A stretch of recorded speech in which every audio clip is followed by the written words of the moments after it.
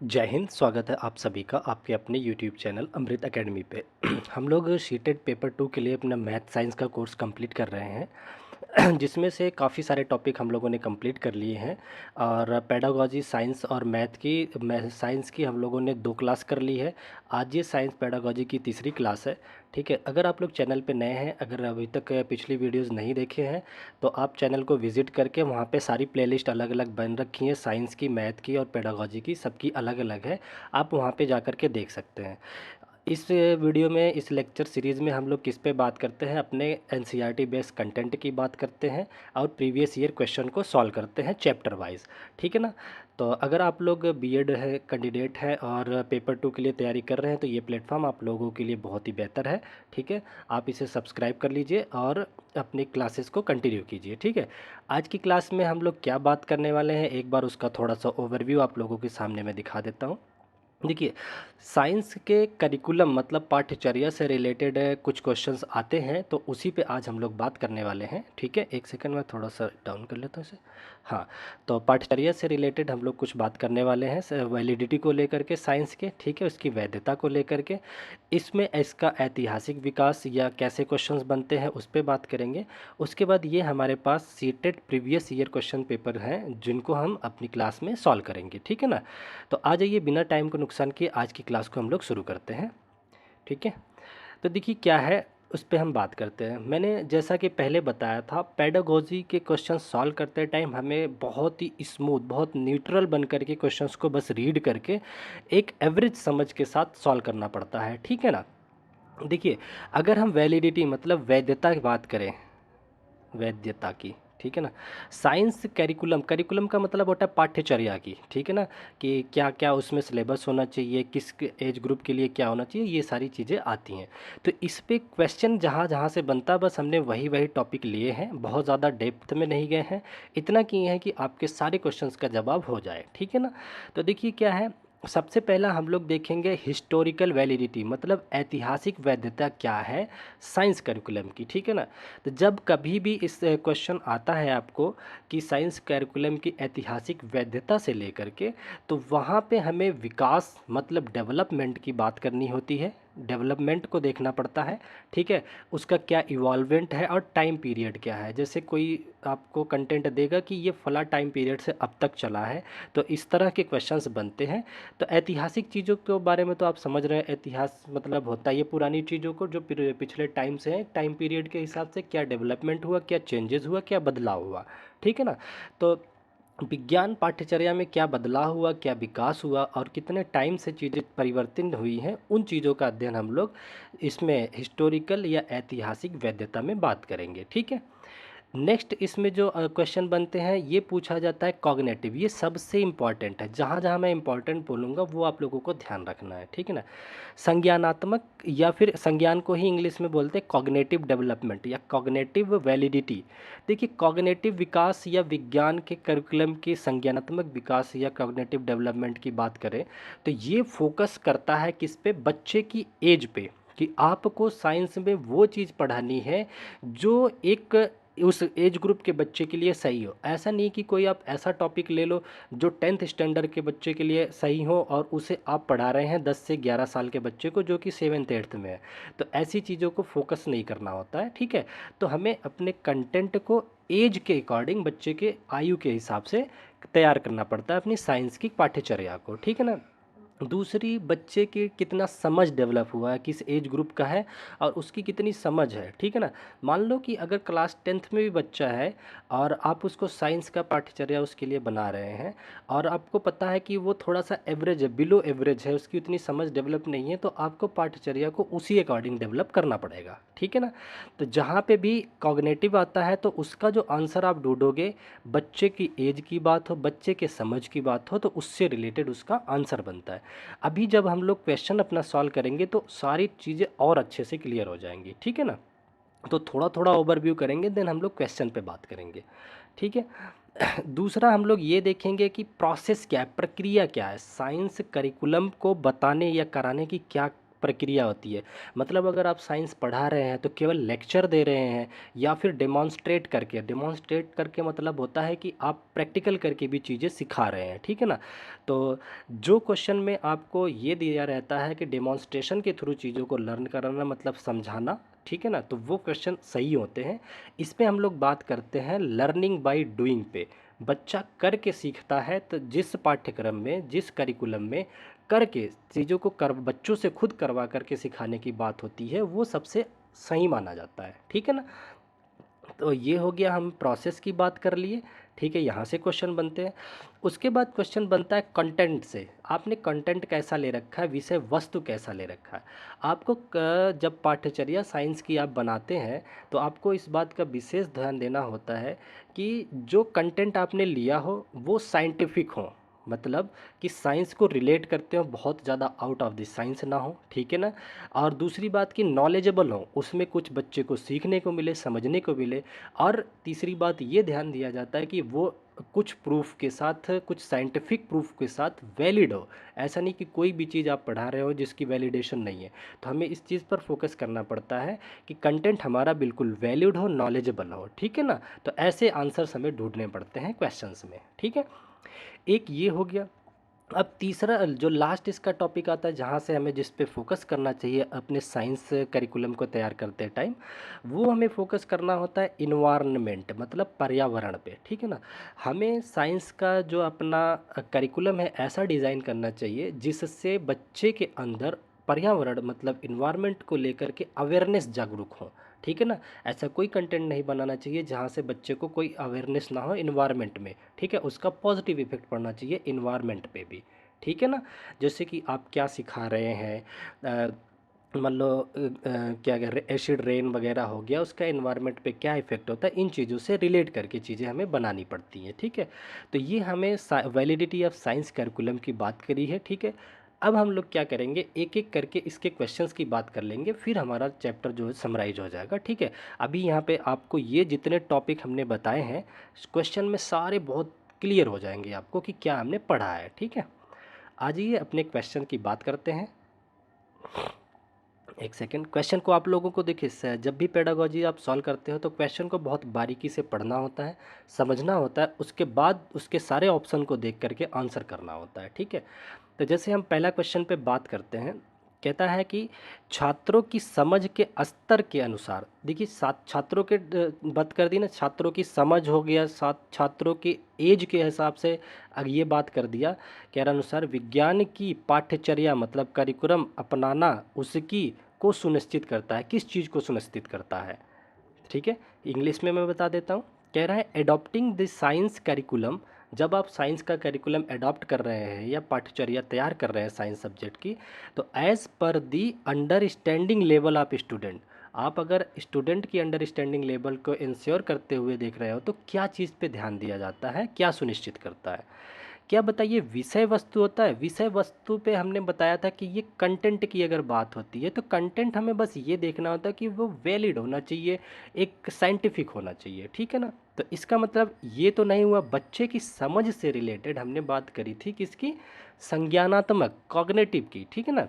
आप देखिए यहाँ पे जब हमने ये वाला टॉपिक डिस्कस किया आपके सामने, ये रहा कहाँ गया हमारा संज्ञानात्मक, जिसको हमने इंपॉर्टेंट मार्क किया था। यहाँ हम बच्चे की एज और समझ पे फोकस करते हैं, ठीक है ना। अगर आपको क्वेश्चन में कहता बच्चे की एज और समझ को देख करके अगर आप करिकुलम तैयार कर रहे हैं तो किसको जाएगा, तो वो कॉग्निटिव पे जाएगा, ठीक है। तो देखिए अपने आंसर को अब, आई होप धीरे धीरे आप लोग पकड़ पा रहे होंगे। तो साफ साफ दिख रहा है कि अगर आप बच्चे के समझ के अनुसार पाठ्यचर्या तैयार कर रहे हैं साइंस की, तो आप कॉग्निटिव वैलिडिटी के फोकस सुनिश्चित कर रहे हैं, तो सी ऑप्शन इसका करेक्ट आंसर हो जाता है, ठीक है। और समझ के हिसाब से ऐतिहासिक वैलिडिटी तो गलत होगा, ठीक है।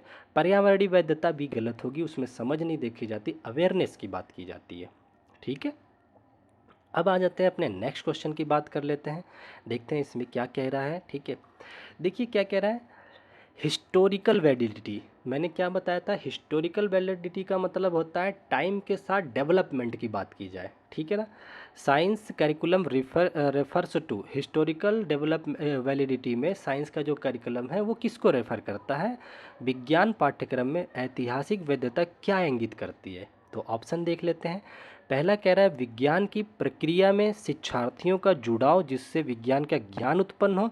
तो यहाँ पे कोई भी डेवलपमेंट या टाइम की बात नहीं कि ऐतिहासिक चीज़ें टाइम से रिलेट करती हैं, तो ये आंसर हमारा नहीं होगा।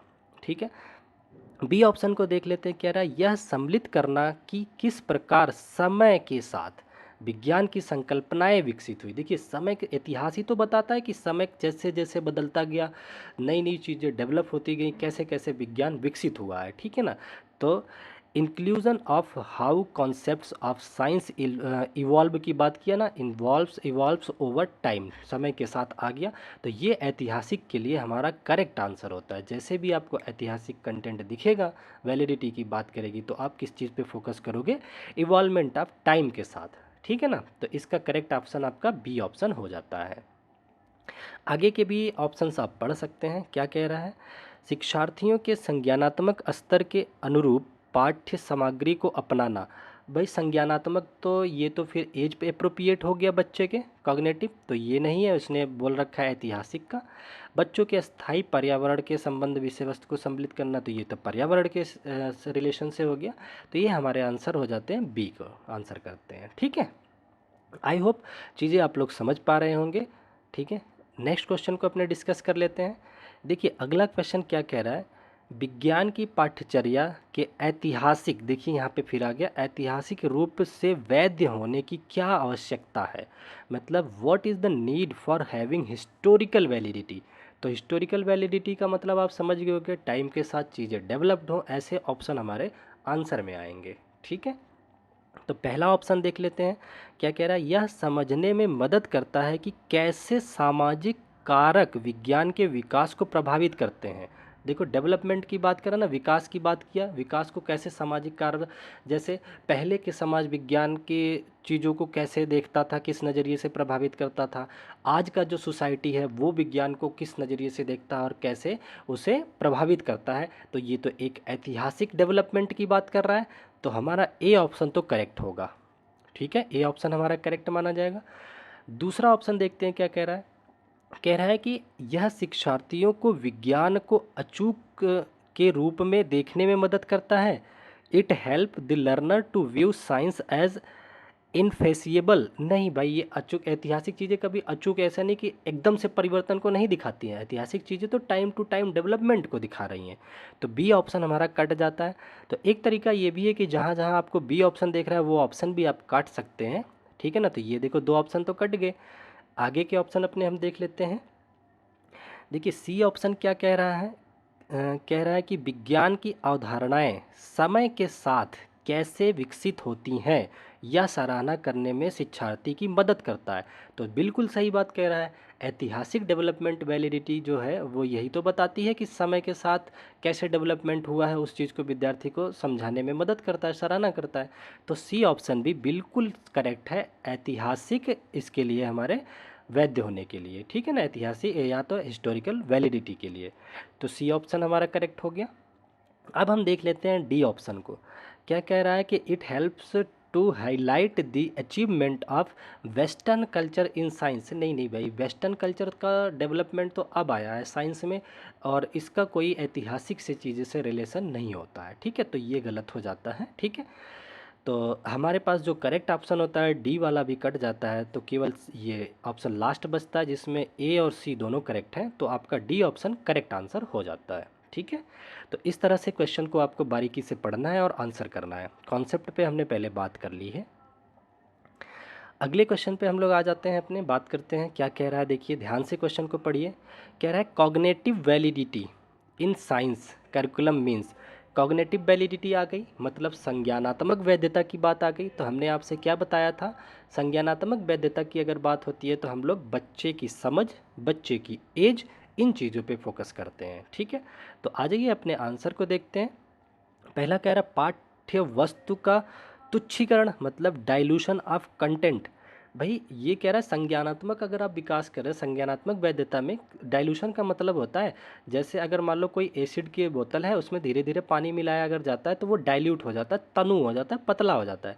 तो वैसे ये बात कर रहे हैं कि पाठ्य वस्तु मतलब जो आपके पास पढ़ाने के लिए साइंस का कंटेंट है उसको आसान करके कम कर देना है क्या? ऐसा तो नहीं है, ये संज्ञानात्मक वैधता की बात नहीं करता है। तो ए ऑप्शन हमारा गलत हो जाता है। ठीक है, बी ऑप्शन पे आ जाते हैं अपने। क्या कह रहा है देखिए, कह रहा है विज्ञान के उचित मज़ेदार तत्वों को शामिल करना। केवल मज़ेदार तत्वों को शामिल करके साइंस नहीं पढ़ाई जाती है, ठीक है ना, तो उसमें सारी चीज़ें होनी चाहिए, तो ये भी ऑप्शन आपका कट जाता है। ठीक है, बी ऑप्शन भी आपका कट जाता है।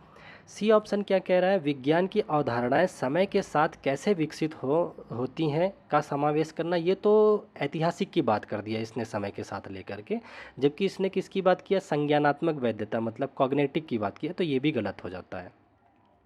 नेक्स्ट ऑप्शन क्या कह रहा है, शिक्षार्थियों के संज्ञानात्मक स्तर को अनुसार सामग्री का समायोजन करना।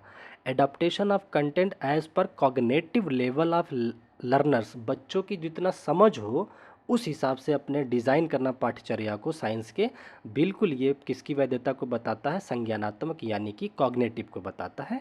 तो डी ऑप्शन इसका बिल्कुल करेक्ट आंसर हो जाएगा। ठीक है, आई होप क्वेश्चन आप लोगों को अच्छे से क्लियर हो रहे होंगे। ठीक है, नेक्स्ट क्वेश्चन पे अपने बात करते हैं। क्या कह रहा है, आप लोग अगर यहाँ तक वीडियो देख रहे हैं तो आप चैनल को सब्सक्राइब कर लीजिएगा, क्योंकि अब हम इसके बाद जैसे ही चैप्टर ख़त्म होता है अपनी प्रैक्टिस स्टार्ट कर लेंगे। ठीक है ना, जिसमें हम बिल्कुल मैथ और साइंस के 30 क्वेश्चन लेकर के सॉल्व किया करेंगे। ठीक, नेक्स्ट पे आ जाते हैं। कह रहा है निम्नलिखित में से क्या विज्ञान पाठ्यचर्या की संज्ञानात्मक वैधता की संकल्पना से सबसे बेहतर व्याख्या करता है। देखिए, संज्ञानात्मक वैधता की बात किया है मतलब कॉग्निटिव वैलिडिटी की, तो कॉग्निटिव वैलिडिटी में हम लोग किस चीज़ पे फोकस करते हैं बताइए, लर्नर मतलब स्टूडेंट की एज और उसकी समझ की चीज़ों पे। ठीक है, तो पहला ऑप्शन देखते हैं क्या कह रहा है, पाठ्यचर्या में हस्त गतिविधियों पर केंद्रित करण नहीं, केवल भाई हैंड एक्टिविटी कराना ये नहीं है करिकुलम का पार्ट। ठीक है ना, तो संज्ञानात्मक केवल हाथ से ही केवल कह दिया ना तो इतने से नहीं हो सकता, और भी चीज़ें उसमें होती है। ठीक है ना, हस्त गतिविधि पर केंद्रीकरण नहीं होता है। बी क्या कह रहा है कि पाठ्यचर्या सामग्री की आयु उपयुक्तता, ये बिल्कुल है। देखो एज अप्रोप्रिएट संज्ञानात्मक बताया ना जैसे ही, तो एज अप्रोप्रिएट वाला ऑप्शन बिल्कुल करेक्ट होगा, या समझ की बात करता तो भी आंसर हो जाता हमारा। ठीक है ना, तो बी ऑप्शन हमारा करेक्ट हो जाता है। आगे क्या कह रहा है, सतत आकलन पर ध्यान, कंटिन्यूअस असेसमेंट करना, ये भी है प्रोसेस में, लेकिन ये उतना संज्ञानात्मक को व्यवस्थित नहीं करता है। ठीक है, तो ये नहीं होता है। अगला ऑप्शन क्या कर रहा है, पाठ्यचर्या में संवैधानिक मूल्यों के प्रति सम्मान, ये सारी चीज़ें तो होती रहती हैं, इसकी भी जितनी आंसर अप्रोप्रिएट जो होगा वो बी ऑप्शन बिल्कुल करेक्ट होगा।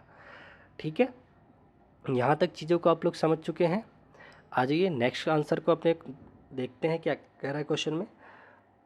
निम्न में से विज्ञान पाठ्यचर्या की वैधता का कौन सा मानक शिक्षार्थियों को वे विधियां मतलब प्रक्रिया की बात कर रहा है अर्जित करने में संलग्न करता है, जिससे विज्ञान का ज्ञान उत्पन्न होता है और उसे मान्यता मिलती है। एक तो देखिए यहाँ विधियां या प्रक्रिया की बात कर दी, तो एक तो प्रोसेस की ही बात कर रहा है, करिकुलम के प्रोसेस की बात कर रहा है, तो इसमें सीधा सीधा आप आंसर प्रोसेस वाला लगा सकते हैं। ठीक है ना, कॉग्निटिव ये हो नहीं सकता, कंटेंट है नहीं, ये ऐतिहासिक या हिस्टोरिकल है नहीं, तो ये प्रोसेस की बात कर रहा है। ठीक है ना, क्वेश्चन को ध्यान से पढ़िए, इसमें सीधा सीधा लिखा हुआ है विधियां या प्रक्रिया अर्जित करता है, तो प्रोसेस कैसे कैसे करके सीख रहा है या कैसे सिखाया जा रहा है। ठीक है, तो इसका सी ऑप्शन बिल्कुल करेक्ट हो जाता है।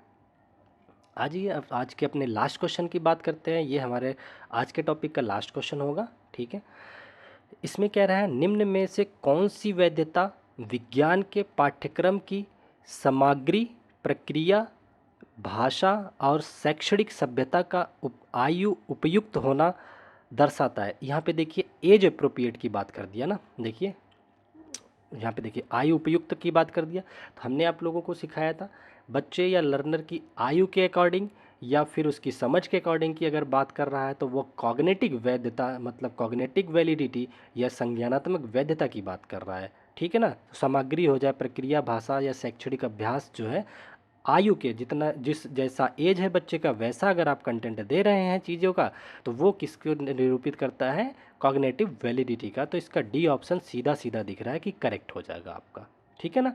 तो ये सारे तो एथिकल वैलिडिटी का मतलब होता है कि इथिक्स से रिलेट, सामाजिक रिलेशन, ये चीज़ें हैं, तो ये आंसर नहीं होगा। कंटेंट वैलिडिटी के बारे में भी बता दिया तो वो रिलेट नहीं कर रहा है। प्रोसेस वैलिडिटी भी यहाँ पे नहीं है। प्रोसेस वैलिडिटी में भी मैंने बता दिया था कि लेक्चर या डेमोन्स्ट्रेशन की बात होती है, ठीक है ना। तो यहाँ पे केवल इन दो कीवर्ड से हमने पकड़ लिया इसका आंसर क्या होगा, आयु के अकॉर्डिंग है या संज्ञान उसके समझ के अकॉर्डिंग है, तो हम किसको आंसर करेंगे, कॉग्निटिव को आंसर करेंगे। तो ये आज का हमारा लास्ट क्वेश्चन था, ठीक है ना। तो आप लोग से यही रिक्वेस्ट है कि आप लोग चैनल को सब्सक्राइब करें और ज़्यादा से ज़्यादा इससे शेयर करें, ठीक है, ताकि हम अच्छे से अच्छा कंटेंट आप लोगों के सामने लाएं और डिटेल में चीज़ों को एक्सप्लेन करें बिना टाइम वेस्ट किए, ठीक है। तो थैंक यू सो मच। इस वीडियो को हम लोग यहीं तक रखते हैं, फिर मिलेंगे अपनी नेक्स्ट टॉपिक में, नेक्स्ट वीडियो में। Okay, bye bye, take care.